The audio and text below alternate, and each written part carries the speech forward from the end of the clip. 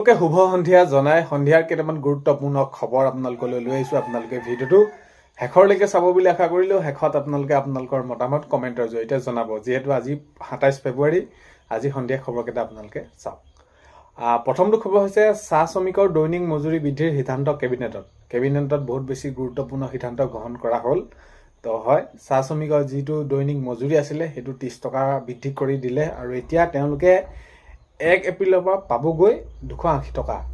তো এতিয়া ২৮০ টকা হ'বগৈ চাহ শ্ৰমিকসকলৰ মজুৰি। আৰু যি সিদ্ধান্ত কেবিনেটত গ্ৰহণ কৰিলে তেওঁলোকে বহুত বেছি ভাল পাইছে। যিসকল চাহ শ্ৰমিকসকল আছে তেওঁলোকে জনাইছে এই যি আমি দাবী কৰি আছিলোঁ, দাবীটো মানি লৈছে, তাৰ বাবে অশেষ ধন্যবাদ। আৰু মাননীয় মুখ্যমন্ত্ৰী মহোদয়ক বহুত বেছি ধন্যবাদ জ্ঞাপন কৰিছে যে হয়, এতিয়া চাহ শ্ৰমিকসকলৰ দৈনিক মজুৰি বৃদ্ধি যি কেবিনেটে সিদ্ধান্ত গ্ৰহণ কৰিলে তেওঁলোকে ১ এপ্ৰিলৰ পৰা ২৮০ টকা পাব। নেক্সটটো খবৰ হৈছে শিল্পী ৰাজীৱ হদিয়াৰ পত্নীক তৃতীয় বৰ্গৰ চাকৰি দিয়া সিদ্ধান্ত কেবিনেটত। তো যোৱাকালি কেবিনেটত সিদ্ধান্ত গ্ৰহণ কৰিলে তেনেদৰে মাননীয় মুখ্যমন্ত্ৰী মহোদয়ে সেইখিনি সংবাদমেল সম্বোধন কৰিও তেনেদৰে জনাইছে এই যি শিল্পী ৰাজীৱ হদিয়াৰ যি পত্নীক তৃতীয় বৰ্গৰ চাকৰি দিয়াক লৈ। তো হয়, কেবিনেটত সিদ্ধান্ত কৰিলে তৃতীয় বৰ্গৰ চাকৰি তেওঁক দিয়া হ'ব পত্নীক। নেক্সটটো খবৰ হৈছে ফাষ্টেগ আদালতত চলিব জুবিন গাৰ্গৰ মৃত্যু গোচৰৰ বিচাৰ।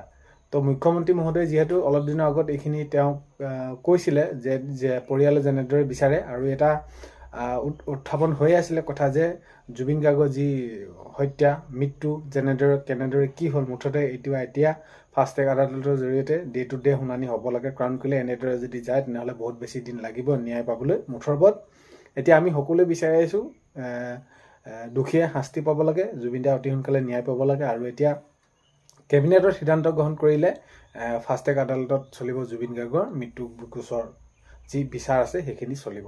তো মাননীয় মুখ্যমন্ত্ৰী মহোদয়ে জনালে।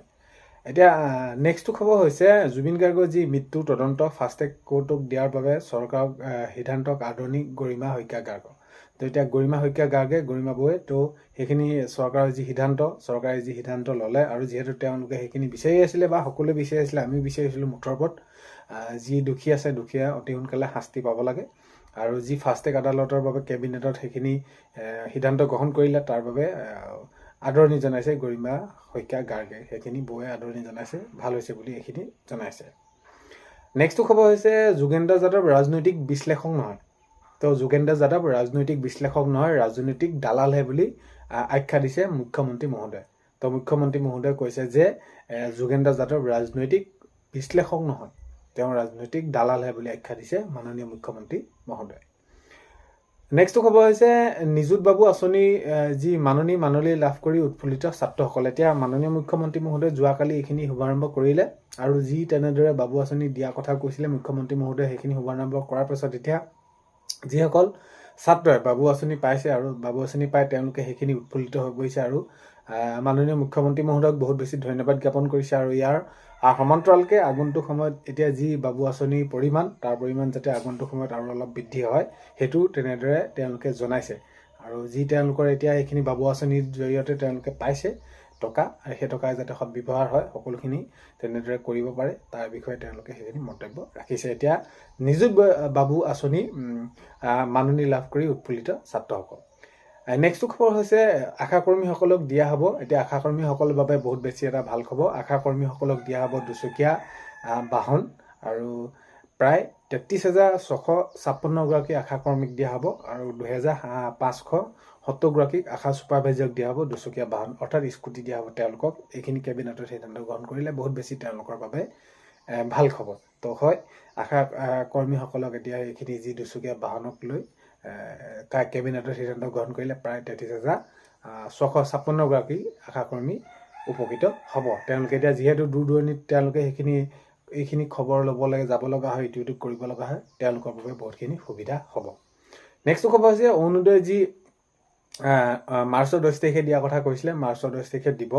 আৰু মাৰ্চৰ ১০ তাৰিখে অৰুণোদয় আঁচনি পাব। কিমান মহিলাই পাব? প্ৰায় ৩৯,৭০,০০০ মহিলাই পাব ৯,০০০ টকাকৈ মাৰ্চৰ ১০ তাৰিখে পাব। মুখ্যমন্ত্ৰী মহোদয়ে এইখিনি কেবিনেটত সিদ্ধান্ত গ্ৰহণ কৰি জনালে, আৰু যিহেতু মুখ্যমন্ত্ৰী মহোদয়ে ইতিমধ্যে কৈছিলেই এইখিনি দিম বুলি, আৰু এতিয়া অৱশেষত কেবিনেটত সিদ্ধান্ত গ্ৰহণ কৰি কিমান খৰচ হ'ব, কি হ'ব, এই সকলোখিনি বিষয়ৰ ওপৰত মন্তব্য ৰাখিলে, কেবিনেটৰ সিদ্ধান্ত গ্ৰহণ কৰিলে। এতিয়া অৰুণোদয় আঁচনি যি টকা 9,000 টকা প্ৰায় 39,70,000 মহিলাক দিয়া হ'ব 10 মাৰ্চত।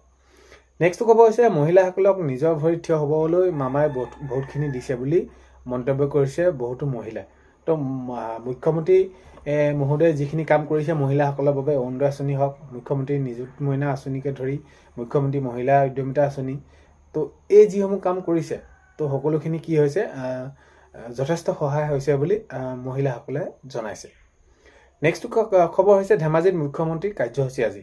তো মাননীয় মুখ্যমন্ত্ৰী মহোদয়ে কেইবাটাও কাৰ্যসূচীত ধেমাজিত উপস্থিত হয় আৰু কেইবাটাও কাৰ্যসূচীত অংশগ্ৰহণ কৰে। আৰু এতিয়া আগন্তুক 26 নিৰ্বাচন যিহেতু আহি আছে, এই প্ৰাক্ষণত কাৰণ কেলে অতি সোনকালে এইবোৰ কাম কৰি ল'ব লাগিব যি কামসমূহ আছে, নহ'লে অধিসূচনা জাৰি কৰিলে চৰকাৰে কোনো ধৰণৰ কাম কৰিব নোৱাৰিব।